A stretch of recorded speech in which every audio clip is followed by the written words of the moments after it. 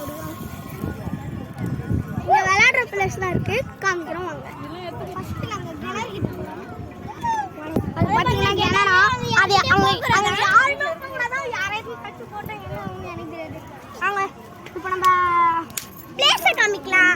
இப்போ நம்ம விளையாடுற பிளேஸை காமிக்கலாம் வாங்க.